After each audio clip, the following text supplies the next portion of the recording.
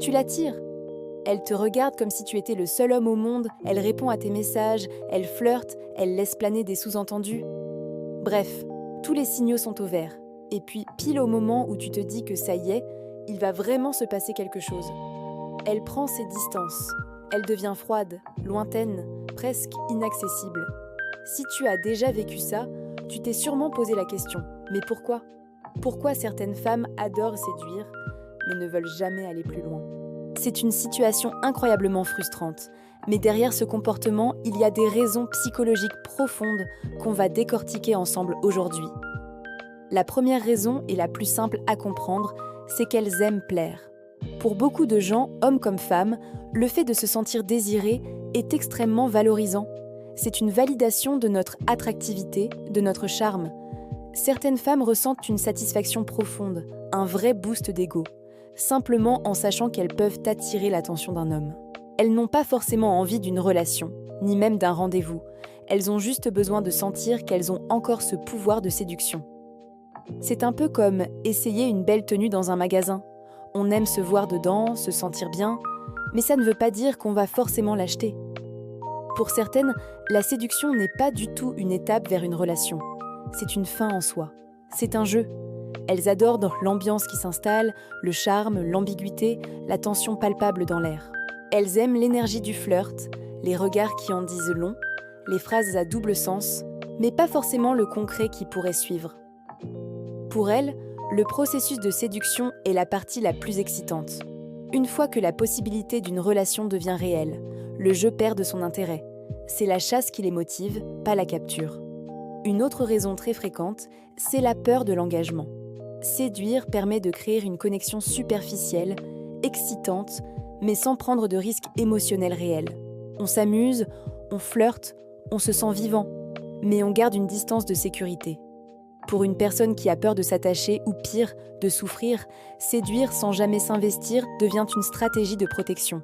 C'est une façon de goûter à l'excitation d'une potentielle romance tout en gardant une porte de sortie grande ouverte. Dès que les choses deviennent un peu trop sérieuses, que l'engagement pointe le bout de son nez, l'alarme interne se déclenche et elle prend la fuite. Derrière ce besoin de plaire se cache souvent un profond besoin de validation. Beaucoup ne l'avoueront jamais, mais certaines femmes utilisent la séduction comme un moyen de se rassurer sur leur propre valeur. Chaque homme qui tombe sous leur charme est une preuve. Je plais encore. Je suis désirable. Je vaux quelque chose. Ce n'est généralement pas une manipulation consciente ou méchante. C'est un besoin intérieur, presque compulsif, de combler un manque de confiance en soi. L'attention qu'elles reçoivent agit comme un pansement sur une estime de soi fragile. Mais comme un pansement, ça ne guérit pas la blessure de fond. Les blessures du passé jouent aussi un rôle énorme. Une femme qui a déjà aimé profondément et qui a été blessée peut développer une peur intense de revivre cette douleur. Pour elle, séduire devient une façon de garder le contrôle. C'est elle qui initie le jeu, c'est elle qui en fixe les règles, et c'est surtout elle qui décide quand il s'arrête. En attirant un homme sans jamais le laisser s'approcher vraiment, elle se prouve qu'elle peut encore plaire, mais elle s'assure de ne jamais être vulnérable. Elle aime le frisson d'attirer, mais elle refuse tout ce qui pourrait, de près ou de loin, lui faire mal à nouveau. Parfois, la raison est plus simple. Son intérêt pour toi est faible, mais sa curiosité est forte. Elle peut aimer l'énergie que tu dégages, la dynamique entre vous, l'attention que tu lui portes, mais pas forcément toi en tant que personne pour une relation. Elle est attirée par l'acte de flirter, mais pas engagée émotionnellement. C'est un peu comme regarder une bande-annonce de film captivante. Ça donne envie, c'est excitant, mais ça ne veut pas dire qu'on a envie de regarder le film en entier. Elle profite de l'interaction, mais n'envisage pas de suite. Et puis, il y a celles qui ne savent tout simplement pas ce qu'elles veulent. Leurs émotions sont un vrai champ de bataille. Un jour, elles te veulent passionnément, le lendemain, l'idée même d'une relation les angoisse. Le surlendemain, tu leur manques et elles reviennent. Ce n'est pas une stratégie calculée pour te faire tourner en bourrique. C'est le reflet de leur propre chaos intérieur. Elles sont genuinely contradictoires. Elles sont attirées par toi, mais ont peur. Elles veulent de l'affection, mais craignent l'engagement. Elles sont perdues et par conséquent, elles te perdent aussi. Il y a aussi une catégorie de femmes qui adorent l'étape de la séduction et qui, au fond, détestent l'étape de l'engagement. Elles sont accros à la magie du début, Le mystère, la tension sexuelle, les regards qui pétillent, l'excitation infinie du possible. C'est un monde où tout est parfait parce que rien n'est encore réel. Mais quand la relation devient concrète, avec ses routines, ses compromis et ses imperfections, ça devient tout de suite moins stimulant, moins excitant, moins palpitant. Elles ne sont pas amoureuses de toi, elles sont amoureuses de l'idée de tomber amoureuse. Pour certaines, séduire est une manière de contrôler l'attention masculine. Dans un monde où elles se sentent parfois invisibles ou impuissantes, la séduction leur donne un pouvoir immense. Le pouvoir d'être choisi, d'être regardé, d'être désiré. C'est une façon de s'assurer une place centrale dans le jeu romantique.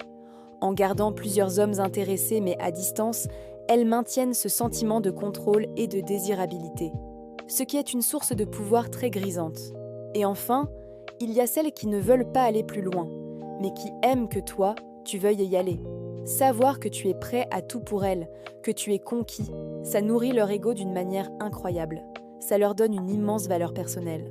Elles n'ont aucune intention de concrétiser quoi que ce soit, mais le simple fait que tu sois dans l'attente est la récompense qu'elles recherchent.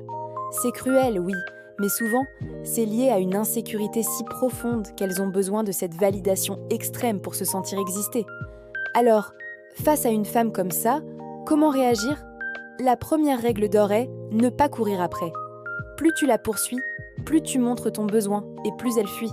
Son jeu est basé sur le fait de te garder à distance. Si tu cours, tu lui donnes exactement ce qu'elle veut, la confirmation qu'elle a le contrôle.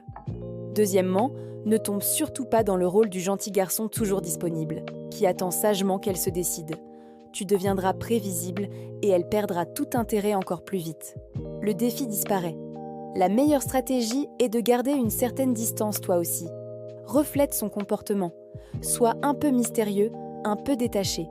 Montre-lui que ta vie ne tourne pas autour d'elle et que ton bonheur ne dépend pas de son approbation. Paradoxalement, celui qui ne s'accroche pas, celui qui semble pouvoir partir à tout moment, devient soudain beaucoup plus intéressant pour ce type de femme. Tu réintroduis un défi dans le jeu. Ce que tu dois absolument comprendre, c'est que toutes les femmes qui flirtent avec toi ne veulent pas forcément une relation. Ton travail, c'est d'apprendre à faire la différence entre une femme qui est réellement intéressée par toi et une femme qui aime juste te voir intéressée par elle.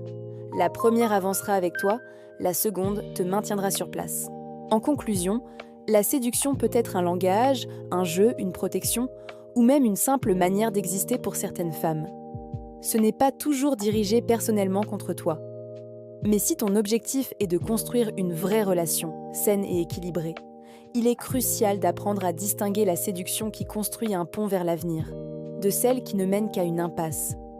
Apprends à reconnaître ces signaux, non pas pour la juger, mais pour te protéger et investir ton énergie là où elle sera vraiment la bienvenue. Merci d'avoir regardé, n'hésite pas à t'abonner pour plus de psychologie décryptée.